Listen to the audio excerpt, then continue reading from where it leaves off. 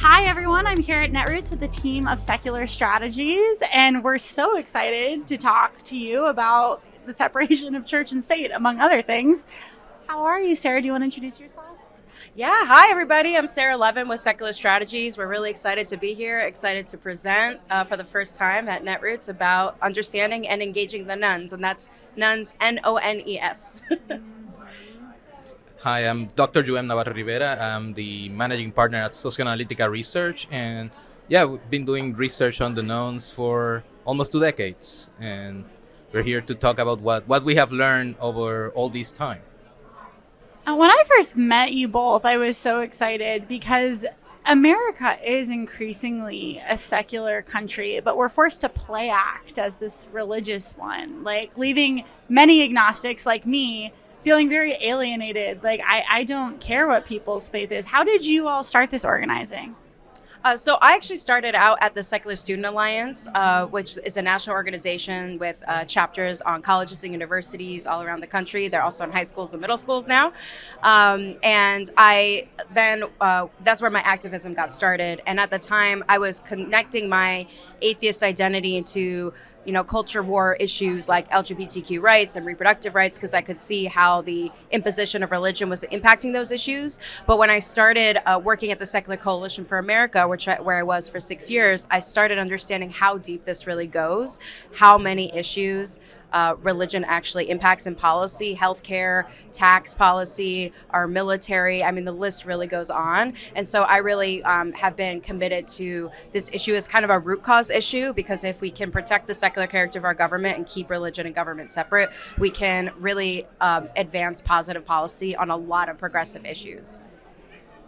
Yes, I was too old. I'm too old to have joined the Secular Student Alliance when I was in college.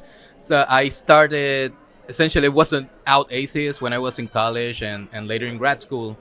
And while I was working on my PhD, I got hired to work at Trinity College in Hartford, Connecticut. And we did the largest survey of religion in the United States. And that was the big survey that brought the knowns to the mainstream. After that, I moved to Washington, D.C. to work at the Public Religion Research Institute, where I continue working on the issues. And for the last 6 years now, I've been doing my own consultancy at Socioanalytica Research. We do a lot of work on race and racial justice, but a lot of our work is also looking at the demographics, especially the diversity of the knowns, which is not always highlighted, and the politics of the knowns. My background is as a political scientist, and so I'm very interested in the politics, the behavior, and the underrepresentation, both as the assumption that the knowns are not voters and the actual underrepresentation in government of secular voices. And do you think that underrepresentation is indicative of people actually being a certain faith or feeling pressured to behave as if they have a faith to run and to be able to run for office? There's a lot of legislators right now who are non-religious, who are not identifying because they are afraid of the political repercussions. Sometimes that's real. Sometimes it's just a perception. There has been increasing acceptance of non-religious folks. And also there is some data to show that if you're already progressive, you're pro-choice, pro-LGBT, progressive on all those issues, if you're also openly non-religious, you're not really going to lose anybody who is going to, vote for you anyways. You know what I mean? So there is the stigma. That's a big part of it.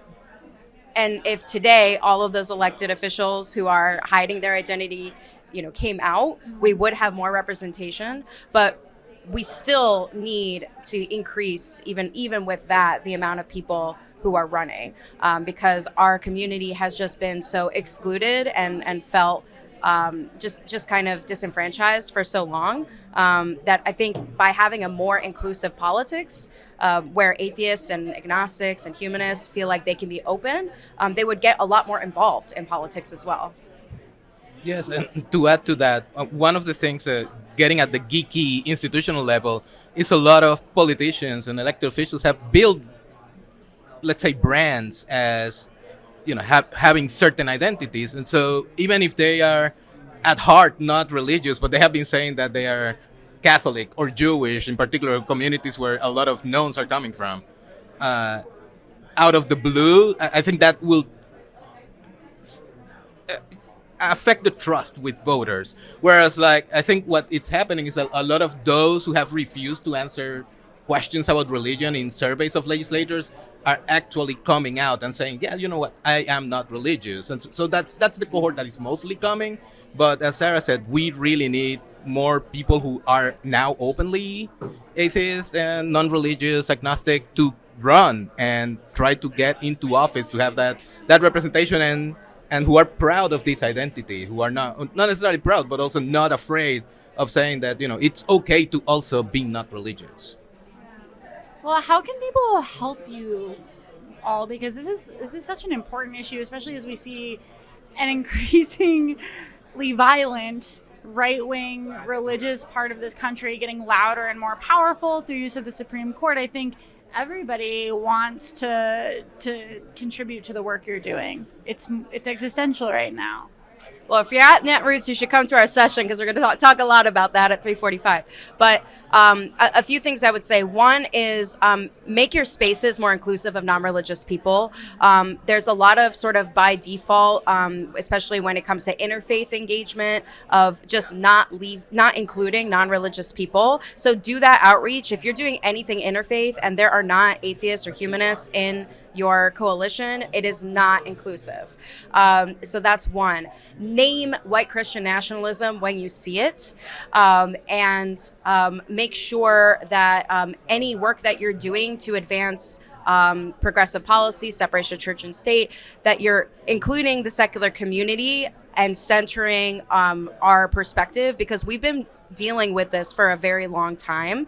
I feel like in progressive circles, there's kind of like a new realization in recent years about that right Christian nationalism is a threat. But our community has been screaming from the rooftops for years about the erosion of church-state separation and white Christian nationalism, because we're the most impacted. And so if you want to get the best possible policies and you want to have the strongest possible coalitions, don't just reach out to the religious left. Make sure you're also building coalitions that include the non-religious community and centering our perspective and working with explicitly secular organizations that have been doing the work for many, many years. To add to that, one of the things is, we talk about the demographics of the country that are changing, that, all these blow up over trans identity or about immigration and race. It's a reflection of these white Christian nationalist fears of a changing country. But what gets lost in this whole conversation is that they're also afraid of the secularization of the country. They're afraid of us. We are a target.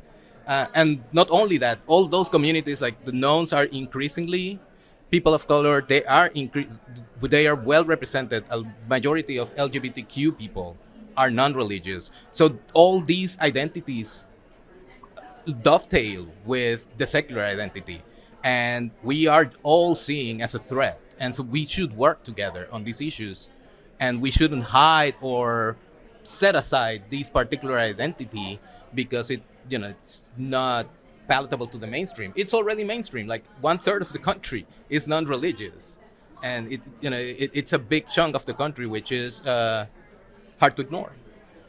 Thank you so much for all your work, you guys. And I'm excited about your session. So thank you for being here. Is there anything you want to add before you go? Well, if you are interested in engaging the non-religious community, but you just don't know where to start, just reach out to us. I'm at Sarah at seculastrategies.com. Go to seculastrategies.com and learn more about us and reach out. We're happy to help. Yeah, and you can find me at socioanalytica.com, or you can find me at Twitter, Threads is now, at LinkedIn at Juhem Navarro. It was just longer too, so it's JUHEM NR, and that's my handle in all social media. So you can DM me at any moment. Thanks so much, you guys. Thanks for having us. Thank you.